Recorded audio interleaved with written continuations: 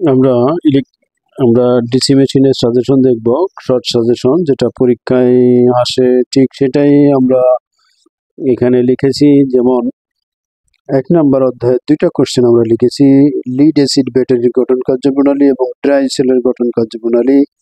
এই 2টা কোশ্চেন এটা পরীক্ষায় প্রায় সময় আসে।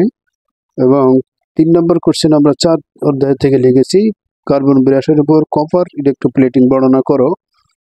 এটা হলো 4 নম্বর অধ্যায়। 5 নম্বর অধ্যায়ের কোশ্চেন হলো ডিসি জেনারেটর ইএমএফ সমীকরণ প্রতিপাদন করো। তো এখানে আমরা যে 4টা কোশ্চেন লিখেছি পরীক্ষার জন্য, যে যদি মিড পরীক্ষা 5 অধ্যায় পর্যন্ত হয় তাহলে এখান থেকেই আশা করি আমরা মিড পরীক্ষার প্রশ্ন কমন থাকবে। এরপরে ফাইনাল পরীক্ষার প্রশ্ন আচ্ছা, পঞ্চম অধ্যায় আরেকটা কোশ্চেন আছে এখানে, জেনারেটরের সর্বোচ্চ দক্ষতা শর্ত প্রতিপাদন করো। আচ্ছা, এটা এই 5টা কোশ্চেন 5 অধ্যায় থেকে 5টা কোশ্চেন। 5 অধ্যায় যদি মিড পরীক্ষা হয় তাহলে এইগুলোর মধ্যে কমন থাকবে ইনশাল্লাহ। আমরা 6 নম্বরে লিখেছি ডিসি মোটরের টর্ক সমীকরণ। আমরা 7 নম্বরে লিখেছি ডিসি জেনারেটর সর্বোচ্চ দক্ষতার শর্ত, যেটা 5 অধ্যায়ে আছে। এবং 8 নম্বর লিখেছি 3 পয়েন্ট স্টার্টার বর্ণনা করে, 14 অধ্যায়ের আছে। আর ইলেকট্রিক ট্রাকশনের গতি নিয়ন্ত্রণ ব্যাখ্যা করে, এটা 16 অধ্যায়।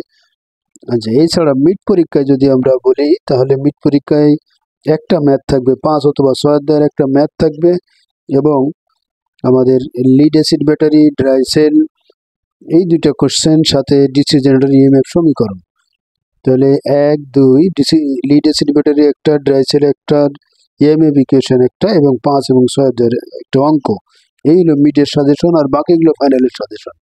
আশা করছি তোমরা বুঝতে পারছো। এই অনুযায়ী পড়াশোনা করলে আশা করি মিডে ভালো রেজাল্ট হবে, বড় প্রশ্ন কমন আসবে। ছোট প্রশ্নের জন্য আলাদা সাজেশন ফলো করতে হবে। সেটা হলো বইয়ের শেষে যে কোশ্চেন আছে অন্তত 5টা কোশ্চেনের যে সালের কোশ্চেন দেওয়া আছে সেইগুলো সমাধান করব।